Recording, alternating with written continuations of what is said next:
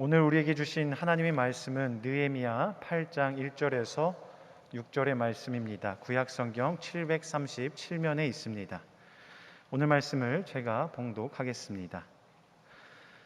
이스라엘 자손이 자기들의 성읍에 거주하였더니 일곱째 달에 이르러 모든 백성이 일제히 수문 앞 광장에 모여 학사 에스라에게 여호와께서 이스라엘에게 명령하신 모세의 율법책을 가져오기를 청하매 일곱째 달 초하루에 제사장 에스라가 율법책을 가지고 회중 앞 곧 남자나 여자나 알아들을 만한 모든 사람 앞에 이르러 수문 앞 광장에서 새벽부터 정오까지 남자나 여자나 알아들을 만한 모든 사람 앞에서 읽음에 뭇 백성이 그 율법책에 귀를 기울였는데 그때에 학사 에스라가 특별히 지은 나무 강단에 서고 그의 곁 오른쪽에 선 자는 마따랴와 스마와 아나야와 우리야와 힐기야와 마아세야요 그의 왼쪽에 선 자는 부다야와 미사엘과 말기야와 하숨과 하스닷다나와 스가랴와 무술람이라. 에스라가 모든 백성 위에 서서 그들 목전에 책을 펴니 책을 펼 때에 모든 백성이 일어서니라. 에스라가 위대하신 하나님 여호와를 송축하매 모든 백성이 손을 들고 아멘 아멘 하고 응답하고 몸을 굽혀 얼굴을 땅에 대고 여호와께 경배하니라.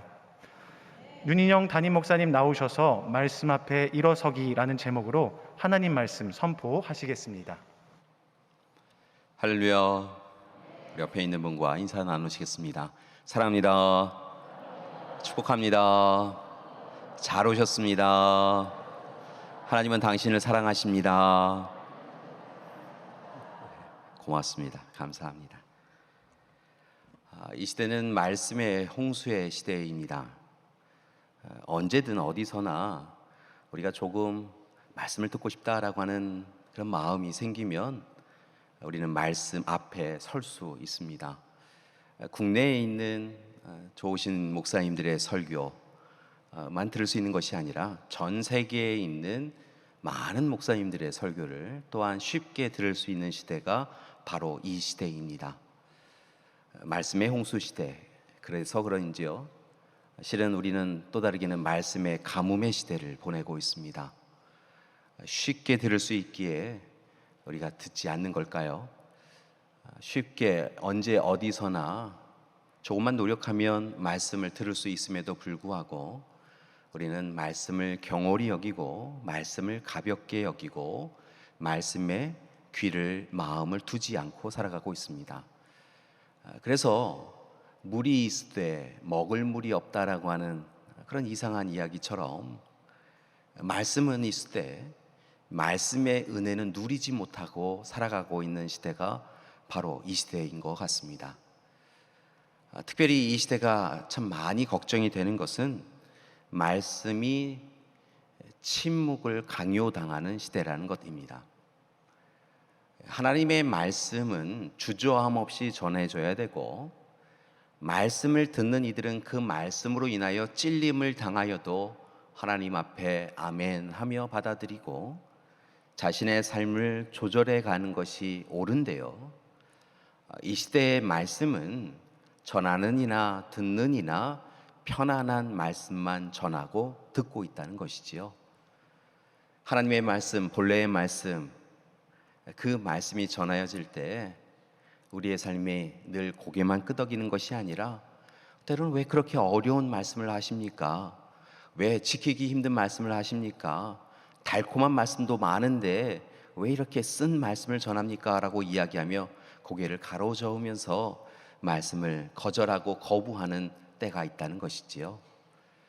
그래서 말씀의 홍수의 시대이지만 말씀의 가뭄의 시대이고 또 말씀이 침묵을 강요당하는 시대인 듯 합니다. 그런데 이렇게 말씀의 침묵의 시대를 강요받다 보니까 우리는 꽤 잘 사는 것이다 라고 생각하였지만 결국 우리는 길을 잃어버린 존재가 된 것을 발견합니다. 우리는 늘 우리가 바라는 방향으로 우리가 원하는 삶의 목적을 붙잡고 살아간다 생각하였는데 어느덧 갑자기 우리의 삶의 자리가 불분명할 때가 있다는 것입니다. 나는 어디에서 와서 어디로 가고 있는지, 그 길 가운데 나는 어디에 서 있는지, 나는 분명 하나님께로 나아가는 순례자의 인생을 살고 있다라고 생각하였는데, 순례자의 인생이 아니라 그저 방랑하고 방황하는 사람으로 서 있다는 것이지요. 그래서 참 많이 고민이 됩니다. 열심히는 살고 있는데요, 힘들고 어려운 세상 견뎌내며 인내하며 최선을 다하여 살아가고 있는데, 과연 이 삶이 옳은가라고 하는 것에 대하여 우리는 늘 의문을 가질 수밖에 없다는 것이지요. 왜일까요? 결론부터 말씀을 드리면 말씀을 잃어버렸기 때문에 그렇습니다. 말씀이 삶을 이끌어 간다라고 고백을 하는데요, 우리를 이끌어 가야 될 말씀이 우리 가운데 있지 않다는 것이지요. 말씀이 우리 발에 등이 되어지고 말씀이 우리를 강권적으로 이끌어 가면 우리의 삶이 옳은 길을 걸을 수 있는데, 우리의 삶을 이끌어 가는 그 말씀이 사라지고 그 자리에 권력욕, 소유욕, 명예, 물질, 이런 것들이 자리 잡아서 말씀이 이끌어가는 삶이 아니라 다른 것이 우리의 삶을 이끌어가고 있고, 결국 우리는 길을 잃어버렸다는 것입니다. 그렇다고 한다면 우리는 이제 어떤 삶을 살아가야 할까요? 저와 여러분, 오늘 시간 삶의 길을 잃어버린 우리는 무엇에 집중하며 다시 서 나가야 되느냐라는 것이지요. 결국 우리는 계속하여 말씀을 드리지만 말씀 앞에 다시 서야 될 줄 믿습니다. 하나님의 말씀을 읽고 듣고 묵상해야 될 줄 믿습니다.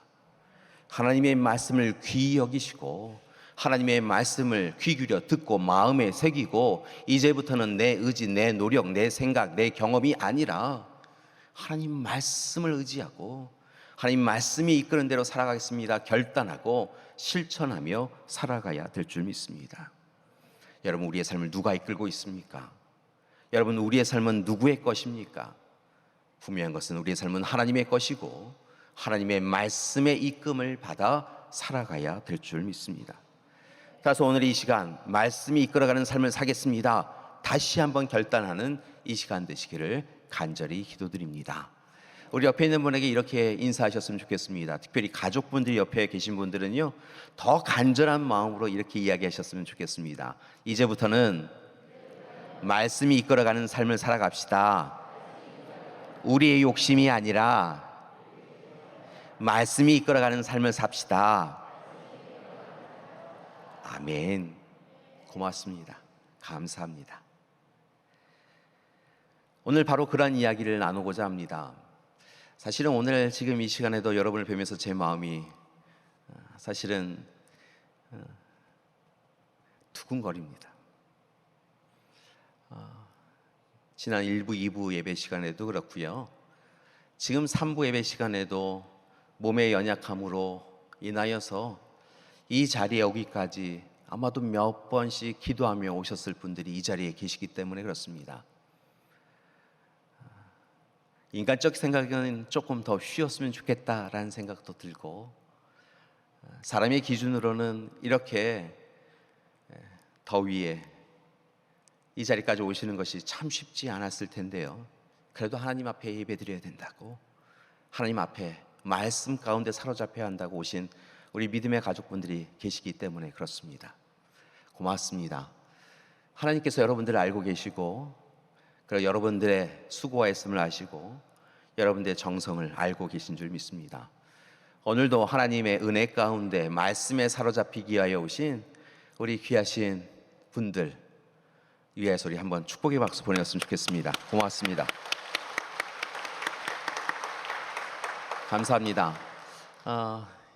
힘들고 어려워도 이렇게 오신 분들 만나 뵐 때마다요, 함께 격려하시고 지지하고 후원해 주셨으면 좋겠습니다.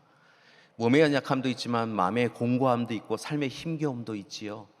그래도 하나님 앞에 예배드림을 뒤로 미루지 않고 오신 분들 만날 때마다 기도하고 있어요 라고 하며 함께 격려해 주셨으면 또한 감사드리겠습니다.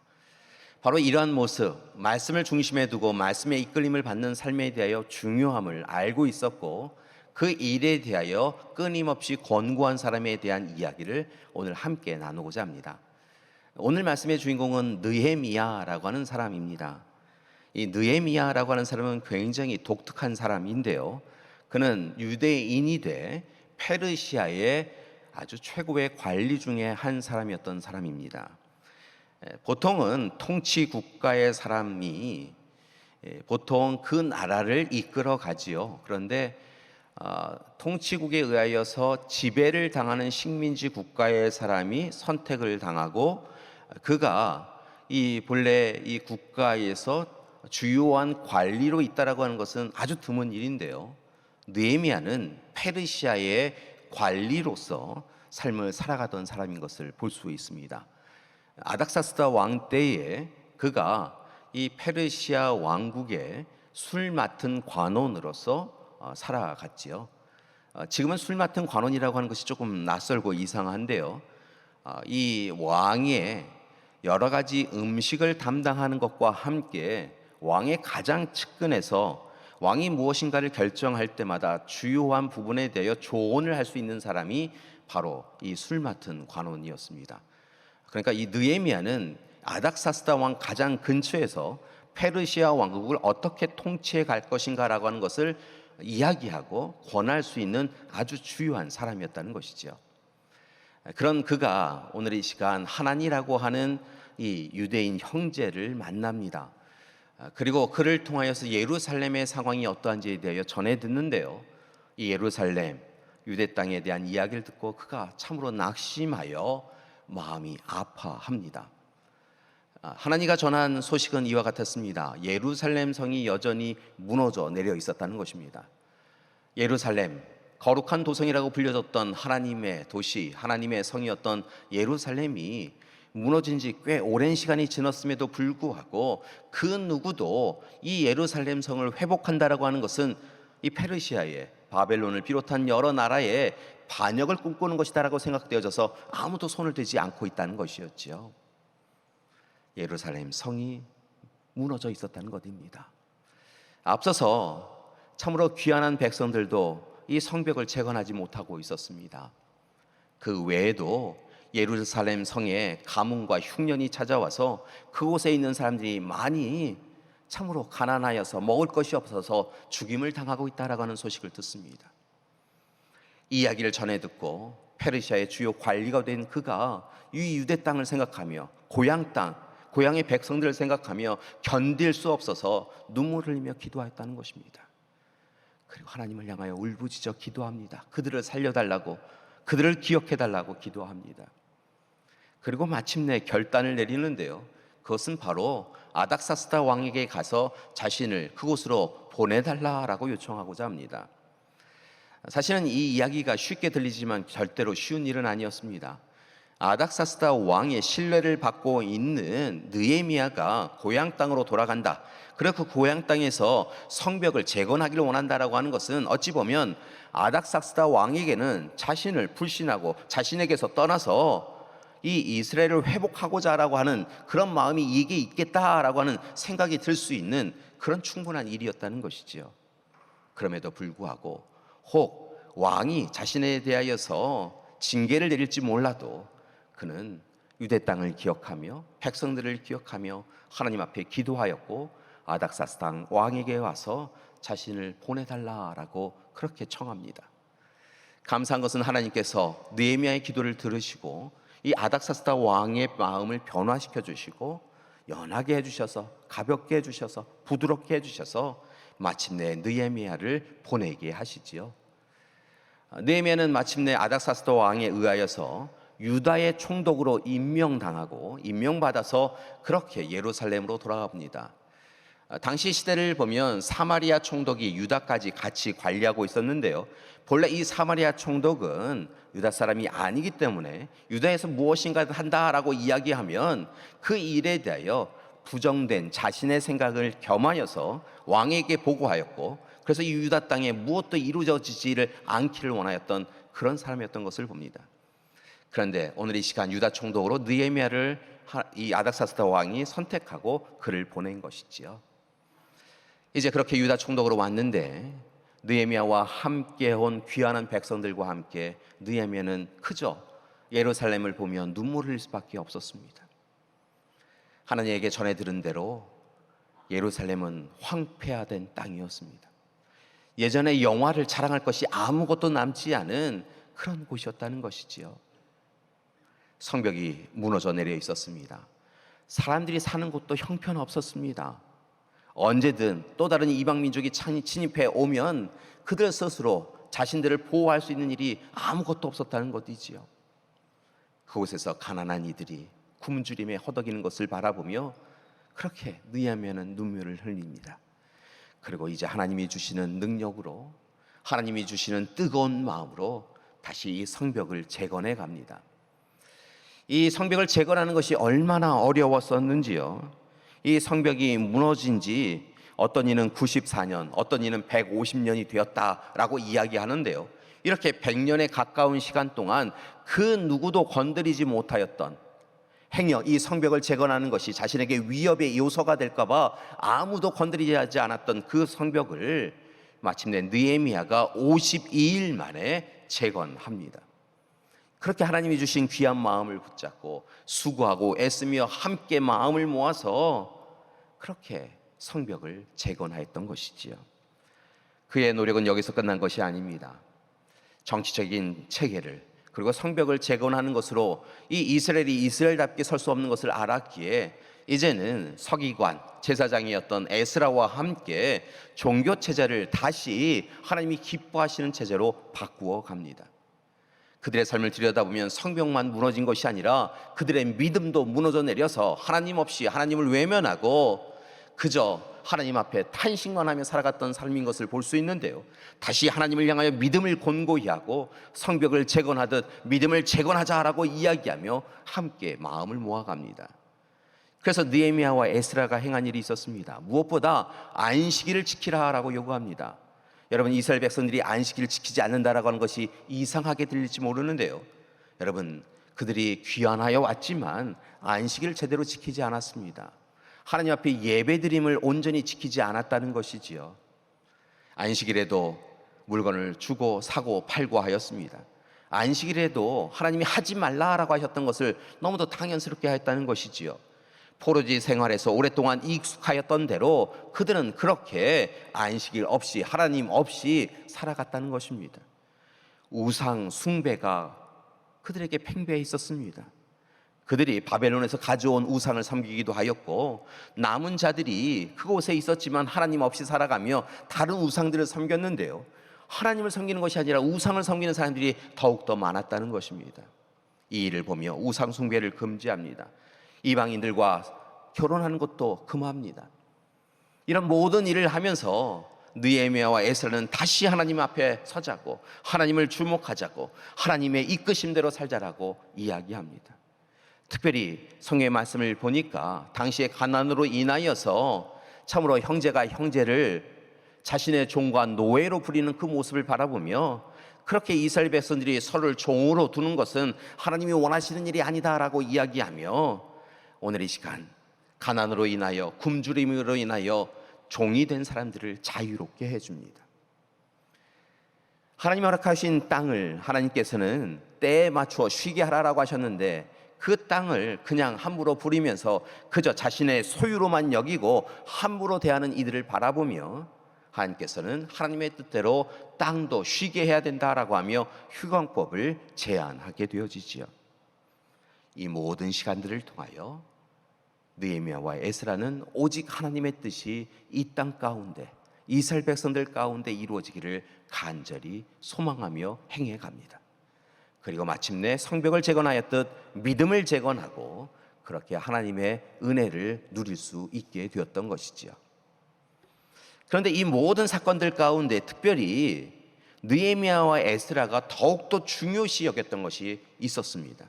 그것이 바로 오늘 말씀에 나타나는 사건 가운데 나타나는 것인데요, 오늘 말씀을 보니까 그들은 함께 하나님의 말씀, 율법을 선포하였다는 것입니다.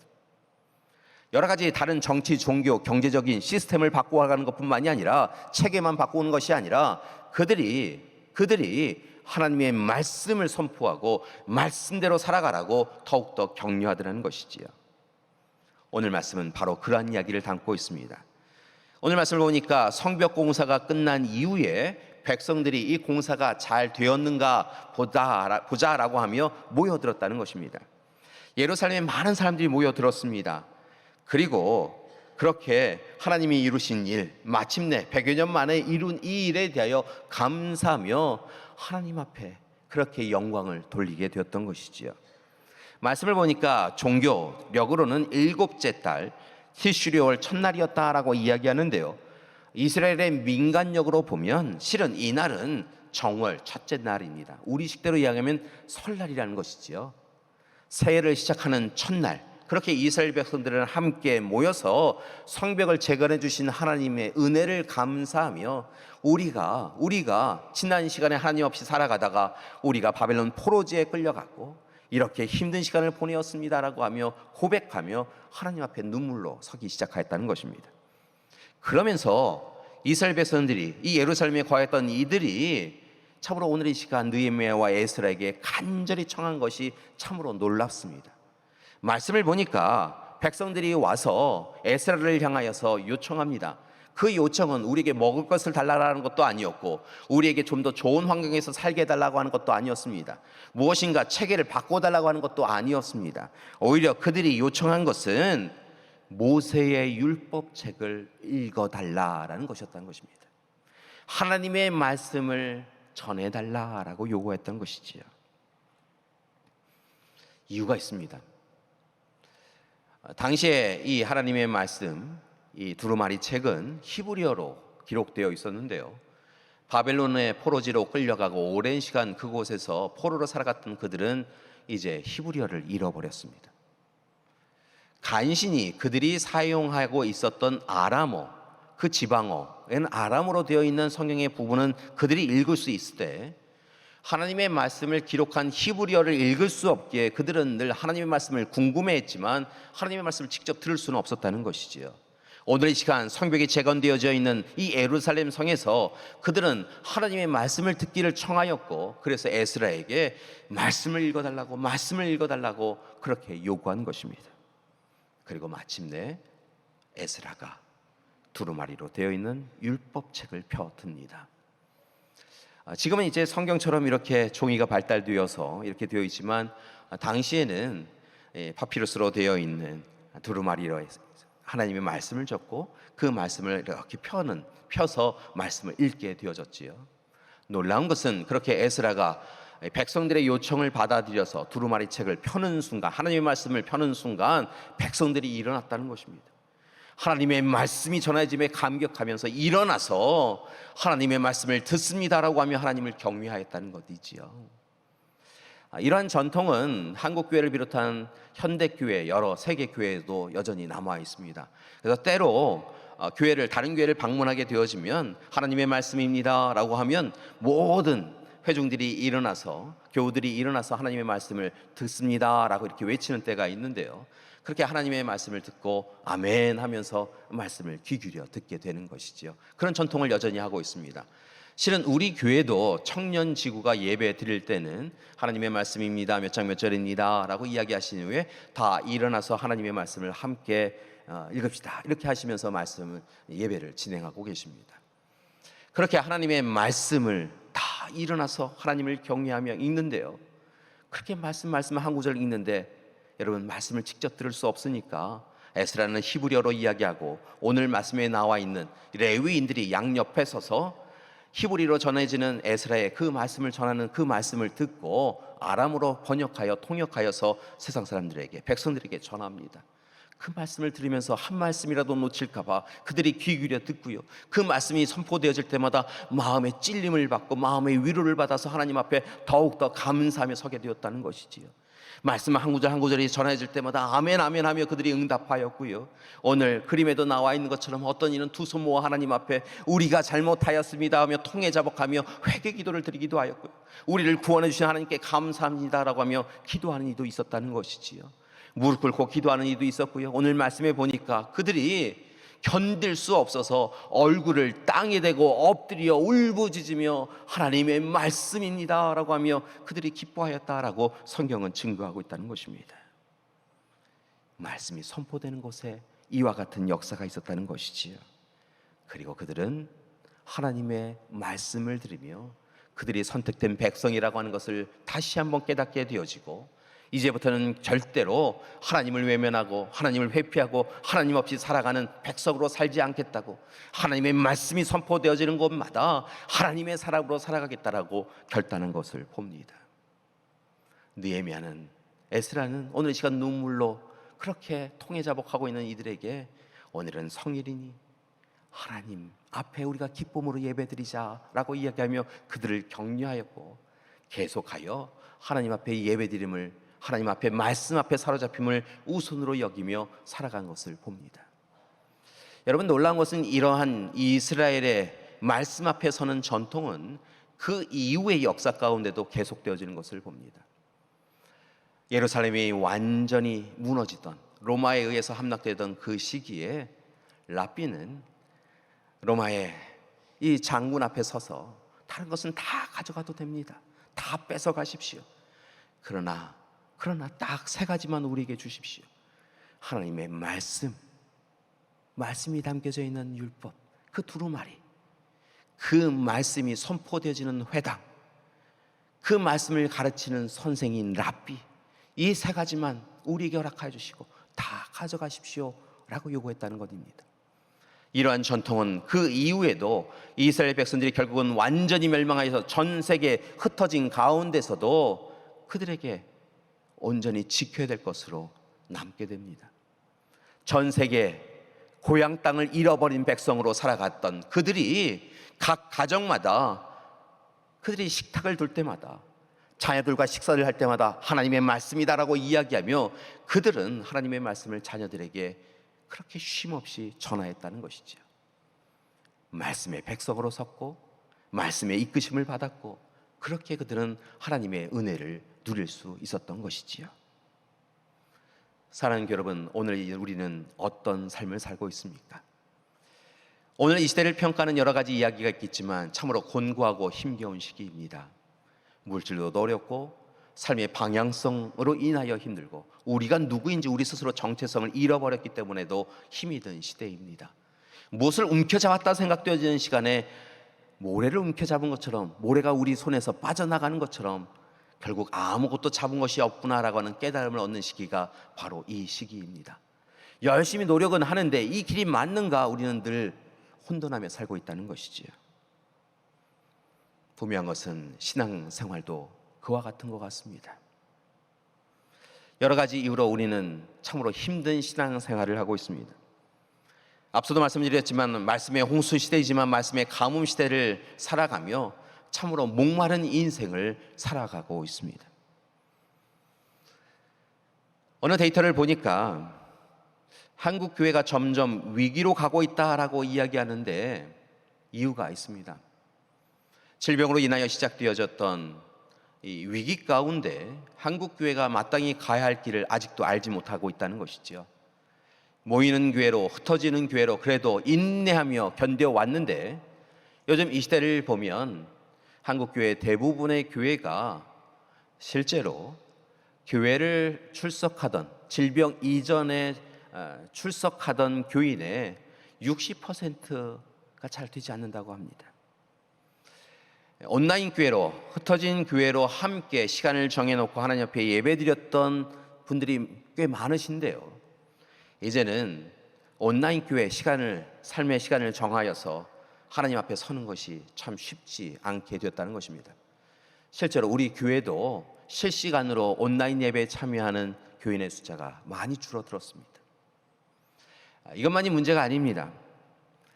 한국 교회를 찬찬히 이렇게 쭉 체크해 보니까요, 한국 교회 가운데 50% 이상이 다음 세대를 위한, 자녀 세대를 위한, 사실은 다음 세대만이 아니라 현재 세대이기도 하지요. 우리 자녀들이 훈련을 받고 교육을 받을 수 있는 교회 학교가 사라졌다는 것입니다. 그래서 어느 교회를 방문하면 우리 교회는 죄송하지만 교회 학교 어린이부와 청소년부가 운영되지 않습니다라고 하는 교회들이 그렇게 50% 이상이 되어버렸다는 것입니다. 우리가 미전도 종족이라고 하는, 그러니까 우리가 전도를 아직 꼭 하지 않아서 전도가 꼭 필요한 종족, 부족, 나라를 이야기할 때 미전도 종족이라고 이야기하는데요. 그 퍼센테이지가 약 5%입니다. 그 부족의 종족의 5%가 되지 않는 그리스도인이 되지 않으면 거기는 정말 시급하게 전도와 복음 선교를 해야 된다라고 이야기를 하는데요. 사실은 한국 교회의 청소년의 복음화율이 5% 이하로 떨어진 지 오래되었습니다. 우리의 자녀 세대에 5%가 되지 않는 이들이 우리 자녀들이 교회에 출석하고 있다는 것이죠. 최윤식이라고 하는 분이 있습니다. 미래학자이신데요. 이분은 30년, 40년 후에 한국 교회는 300만에서 400만 명 정도가 될 것이다 라고 이야기하기도 합니다. 물론 숫자만의 문제라고 하면 이 문제는 아무 문제가 아닙니다. 150년, 200년 전에 하나님의 복음이 이 땅에 심어졌고 하나님 앞에 울부짖어 기도했던 두세 분의 우리의 믿음의 부모님들로 인하여서 한국교회는 한때 1200만 명까지 갔었습니다. 그러니까 숫자의 문제는 문제 아닙니다. 언제든 하나님께서 부흥의 역사를 이루어 주실 것이기 때문에 그렇습니다. 보다 큰 문제는 이 숫자의 문제라기보다는 우리의 믿음의 문제에 있습니다. 우리의 믿음이 우리 부모님들만 못하다는 것입니다. 우리의 믿음이 흔들리고 있다는 것입니다. 예전에는 하나님 중심으로 살아갔는데 하나님 중심이 아니라 자기 중심적 신앙생활을 하며 그것이 신앙생활이라고 착각하고 있다는 것이죠. 교회가 마땅히 감당해야 될 사역들이 있습니다. 예배, 교육, 교제, 봉사, 전도, 선교라고 하는 그런 사역들이 있지요. 안타까운 것은 그 사역의 모임을 행할 때 많은 이들이 바쁘시다는 것입니다. 힘들다라고 이야기하시며 거절하십니다. 사람의 부탁이 아닌데 하나님의 권고함이요 하나님의 함께하자라고 하시는 초청인데 우리는 우리가 바쁘다고, 우리가 분주하다고, 아직 때가 되지 않았다고, 내 능력이 부족하다라고 그렇게 뒤로 미루고 있다는 것입니다. 예전에는 우리의 삶에 신앙생활을 들여다보며 이렇게 신앙생활해서는 안 된다라고 하며 하나님 잘못했습니다, 제가 자꾸 이렇게 게을러지네요 라고 하며 하나님 앞에 기도하였는데 하나님 어쩔 수 없는 거잖아요, 하나님도 이해하시지요 라고 이야기하며 믿음의 자리를 뒤로 물러섬에 주저함이 없다는 것입니다. 하나님이 우리 앞에 계신데, 하나님이 우리의 주권자이신데 이제 하나님 없이 하나님을 외면하며 하나님의 뜻을 회피하며 살아가는 것이 우리의 모습입니다. 바벨론 포로기 이전에 하나님 없이 살아갔던 이 이스라엘 백성들의 모습이 우리 가운데 그대로 보인다는 것입니다. 진짜 문제는 거기에 있다는 것이지요. 오랜 신앙생활을 했던 분들도 하나님께서 직분을 허락해 주셔서 그 직분 받음에 대하여 감사하며 하나님의 사람으로 살겠다고, 하나님 우선으로 살겠다라고 그렇게 결단하였던 분들도 지금은 예배 자리에 서지 아니하시고 기도의 자리에 서지 아니하시고 제가 좀 바빠요 라고 하시며 서 계시다는 것입니다. 그래서 사실은 우리 믿음의 부모님들께 죄송하고 부끄럽습니다. 우리 믿음의 부모님들은 몇 번씩 교회에 오시며 힘들다, 그래도 가야지 하시며 오시는데 그 믿음 이어받은 우리 자녀 세대가 바쁘다는 핑계로 하나님 없이 살아가고 있기에 참으로 부끄럽습니다.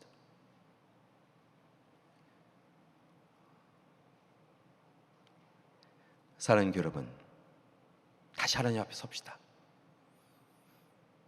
하나님 앞에 믿음을 재건해 갑시다. 성벽만 재건해 달라고 요청할 것이 아니라 우리의 곤고해진 삶, 그 삶만 옛날 삶으로 경제적인 부분만 회복하게 달라고 기도할 것이 아니라 보다 중요한 우리의 믿음을 온전하게 해달라고, 흔들린 우리의 믿음이 다시 재건하게 해달라고, 믿음의 사람으로 서게 해달라고 기도하는 우리가 되길 소망합니다. 하나님의 말씀 앞에 서는 우리가 되길 소망합니다. 믿음을 든든히 세우기 위하여 오늘 시간 백성들이 요구했던 것처럼 하나님의 말씀을 전하게 해달라고, 말씀이 전해지게 해달라고, 그 말씀 앞에 서서서 그 말씀이 전해질 때마다 찔림과 위로를 받으며 하나님 앞에 눈물로 기도하는 우리가 되길 소망합니다. 그 말씀이 헛되이 사라지는 말씀이 아니라 우리의 삶을 이끌어가도록 말씀 앞에 우리 자신을 내어드리고 말씀에 순종하며 살아가는 우리가 되길 소망합니다. 분명한 것은 그때 하나님께서 돌이켜 말씀 앞에 선 이스라엘 백성들에게 한량없이 크신 은혜를 베풀어 주셨던 것처럼 우리의 삶에도 회복의 역사를 이루어 주실 줄 믿습니다. 회복의 역사는 하는 인간의 지혜에 달려있지 않습니다. 회복의 역사는 물질 풍요에 달려있지 않습니다. 회복의 역사는 하나님의 말씀을 다시 붙잡고 씨름하며 말씀에 순종하여 믿음의 성벽을 이루어가는 것에 있는 줄 믿습니다. 따라서 바라고 하기는 하나님의 말씀이 선포될 때마다 일어나시고 우리의 영을 깨워서 일어나시고 하나님의 말씀을 아멘으로 응답하시고 또한 그 하나님의 말씀을 삶으로 이루어가는 우리 믿음의 가족들 되시기를 간절히 기도드립니다. 사랑하는 여러분, 말씀 읽고 듣고 묵상하십시오. 그 말씀 붙잡고 씨름하십시오. 여러분, 그 말씀이 선포될 때마다 그 말씀을 이루기 위하여 안간힘을 쓰셔야 합니다. 안간힘을 써야 간신히 이루어지는 세상입니다. 그러나 우리가 그렇게 안간힘을 쓰며 말씀 앞에 설 때 하나님께서 우리를 한 명 한 명 바라보시고 그 말씀을 온전히 세워주셔서 믿음을 회복하게 하시고 내 믿음대로 될지어다라고 말씀하여 주셔서 놀라운 회복의 역사를 우리 가운데 이루어 주실 줄 믿습니다. 우리 옆에 있는 분에게 이렇게 함께 말씀 나누셨으면 좋겠습니다. 믿음으로 다시 섭시다. 믿음으로 서기 위하여 말씀으로 온전히 섭시다. 아멘. 말씀으로 온전히 서는 우리 길을 위하여서 함께 고백하는 시간이 되길 소망합니다. 우리가 늘 불렀던 찬양인데요, 요즘은 이 찬양도 잘 부르지 않는 것 같아요. 왜냐하면 두렵고 떨려서 그러는 것 같아요. 말씀대로 살다라고 하는 것이 참 쉽지 않은 세상이기 때문에 주님 말씀하시면 내가 나아가고 멈춰 서겠습니다라고 하는 것이 참 두려운 것 같아요. 오늘 우리 이 찬양으로 새롭게 결단하시고 말씀대로 살겠다고 고백하는 시간이 되길 소망합니다. 주님 말씀하시면 우리 함께 찬양 드리시겠습니다.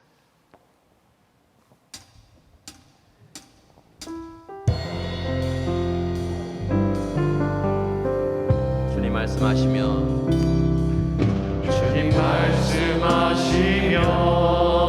내가 나아가리라. 주님 뜻이 아니면 내가 멈춰서리라.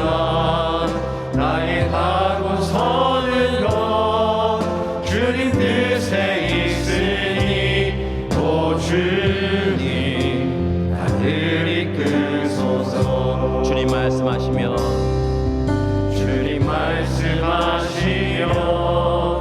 내가 나아가리라.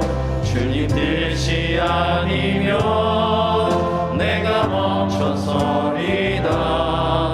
나의 가고 서는 것 주님 뜻에 있으니 오 주님 나를 이끄소서. 뜻하신 그곳에 나 있기 원하오니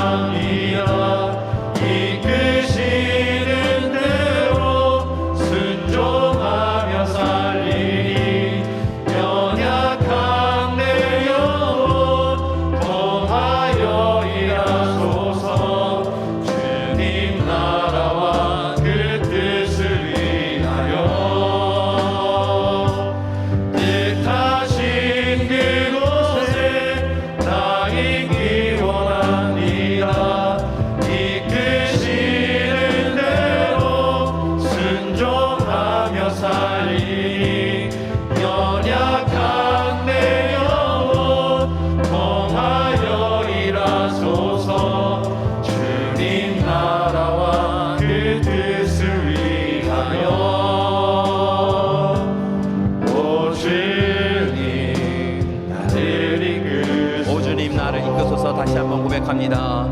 오 주님 나를 이끌소서.